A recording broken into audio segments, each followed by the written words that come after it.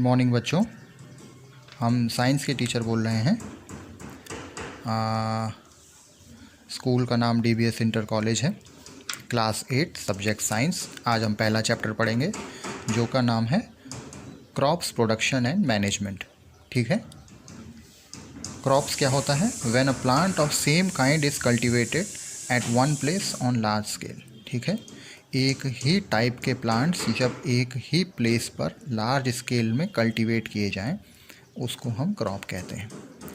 ये season dependent, हम इसको दो टाइप में क्लासीफाई कर सकते हैं, टाइप 1 एंड टाइप 2। ठीक है।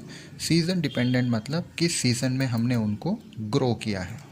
ठीक है। सीज़न है रेनी सीज़न। जो भी क्रॉप्स रेनी सीज़न में ग्रो होती है, रेनी सीज़न कब होता है हमारा? जून से सितंबर के बीच में। ठीक है ना। तो जो भी क्रॉप रेनी सीज़न में ग्रो होती है उसको कहते हैं खरीफ क्रॉप। ठीक है। जैसे कि मेज़, सोयाबीन और कॉटन। विंटर सीज़न वो क्रॉप्स होती है जो कि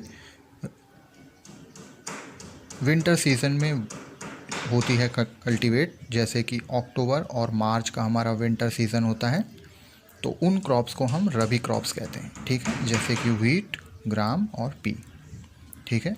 तो जनरल रूल इसमें ये हो गया कि जिस क्रॉप को हमें ज़्यादा पानी चाहिए, जैसे रेनी सीज़न में ज़्यादा पानी होता है, तो जिस सीज़न में हमें ज़्यादा पानी चाहिए होता है वो क्रॉप्स को हम खरीफ क्रॉप्स कहते हैं। जैसे कि मेस, सोयाबीन, उसमें हमें बहुत पानी चाहिए होता है उसको कल्टीवेट करने के लिए, तो वो हम खरीफ सीज़न में ग्रो करते हैं, तो वो खरीफ क्रॉप कहलाती है। और जिसमें कम पानी चाहिए होता है, जैसे व्हीट, ग्राम, उसको हम रबी सीज़न में ग्रो करते हैं। ठीक है। अब हम पढ़ेंगे जनरल एग्रीकल्चरल प्रैक्टिस। ठीक है। किसी भी पौधे को हमें कल्टीवेट करने के लिए कौन कौन से प्रोसेस अप्लाई करने पड़ते हैं। ठीक है। आपकी ये बुक है, बुक में आपको ये प्रोसेस समझाए हुए हैं। एग्रीकल्चरल प्रैक्टिस में कौन कौन से होते हैं?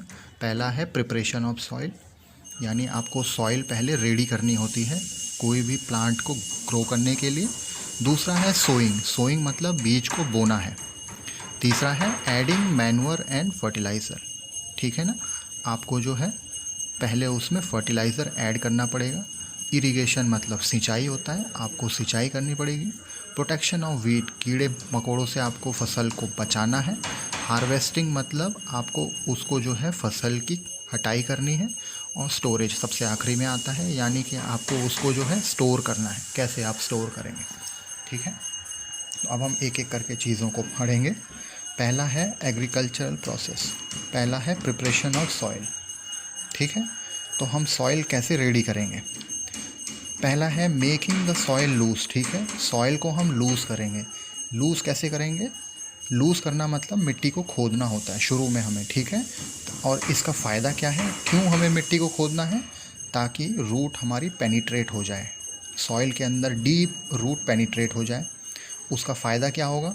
उसका फ़ायदा ये होगा कि रूट, अगर हमने मिट्टी बहुत अच्छे से खोदी हुई है तो रूट आसानी से ब्रीथ कर सकती है। ठीक है। सांसें वहाँ पे ले सकती है वो, तो उसकी ग्रोथ बहुत अच्छी होगी। ठीक है। और दूसरे जो अर्थवॉर्म्स, माइक्रोब्स और ऐसे बैक्टीरिया हैं जो कि प्लांट की ग्रोथ को हेल्प करते हैं, ठीक है, उनकी अच्छी ग्रोथ होगी तो वो फिर प्लांट की ग्रोथ को फर्दर हेल्प करेंगे। ठीक है। Different method of soil preparation. अब हम सॉइल कैसे प्रिपेयर करते हैं? दो तीन तरीके हैं। पहला है टिलिंग, दूसरा है प्लोइंग। टिलिंग मतलब कुदाल से खोदना और प्लोइंग मतलब हल जोतना। ठीक है। आपकी बुक ये है, इसमें आपको ये पिक्चर दे रखी है। ये किसान जो है दो बैलों की हेल्प से आपका हल जोत रहा है। ठीक है।